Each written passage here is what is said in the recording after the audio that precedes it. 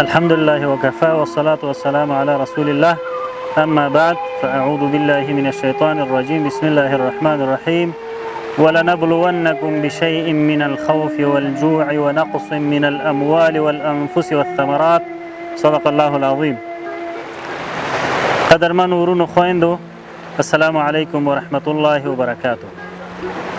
نن مونږ د تنګي په ښکلې درې کې یو. هغه ښکلې دره چې د میوو او مناظرو یې نندارې کېدلې، په هر مجلس کې به صفتونه کېدل، خو له بده مرغه بېګاني سیلاب په خړو خټو باندې بدل کړل. هغه ښایسته شنه دره نن په خړو سیلابونو باندې بدله شوې ده.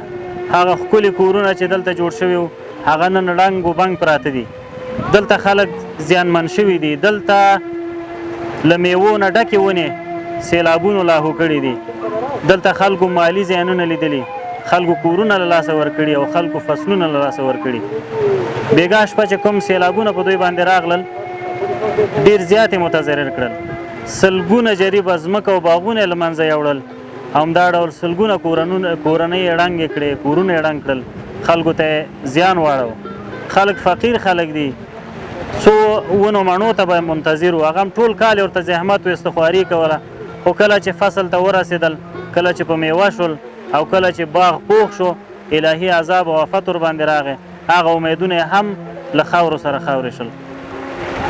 له ټولو دوستانو مو هیله ده چې لکه څرنګه چې تاسو د پکتیکا او خوست زلزله ځپلو سره بې انتها او ښه په میړانه او ښه په اخلاص باندې مرستې وکړې، نو بیا مو یو ځل توجه غواړم دغه بیچارهو سیلاب ځپلو سره هم خپلې مرستې وکړئ. احساس خیریه بنسټ، خیریه مؤسسه الحمدلله مصروفه ده. یو ټیم نن میدان وردګو ته راغلی، تنګي درې کې مصروف دی، سروې کې، او یو ټیم زمونږ لوګر ته تللی دی. نو انشاءالله د ټولو دقیق ارقام به موږ تاسو سره شریک کړو. تاسو خپلې مرستې راولېږئ، خپلې مرستې وکړئ تر څو یې موږ په پوره امانتدارۍ لکه څنګه چې مو تیر وار دا ثابته کړې ده چې ستاسو هغه امانتونه په پوره اخلاص او امانتدارۍ سره متضررونو ته ورسوو، نو انشاءالله بیا هم موږ تاسو ته اطمینان درکوو چې دغه سیلاب ځپلو ته به هم ستاسو هغه مرستې په پوره امانتدارۍ سره رسوو. د متضرر کلي چې دعاب په نامه باندې یو کلی دی، د ده له یو تن اوسېدونکي استاد زکریا سره یو، دی به راته ووایي چې بېګا په دې باندې سیلاب راغی، د دوی کوم شیان او کوم څیزونه یې متضرر کړل، څه یې ورته د منځه یوړل، دا به له استاد نه واورو. بسم الله الرحمن الرحیم. لکه څرنګه چې دوستانو تاسو په انځورونو کې ولیدل، دلته بېګا شپه ډېر سخت سیلاب راغی او ډېر خلک ورځنه متضرره شول. تاسو په انځورونو کې وینئ چې په سلګونو کورنۍ د سختو ستونزو سره مخامخ شوې، کورونه یې ویجاړ شول، ځمکې او باغونه یې ټول لاندې شول، او هر چا د خوارۍ دپاره د ځان دپاره د خپل فامیل دپاره یو څه په ځمکه کې کرلي وو هغه یې ټول له لاسه ورکړل.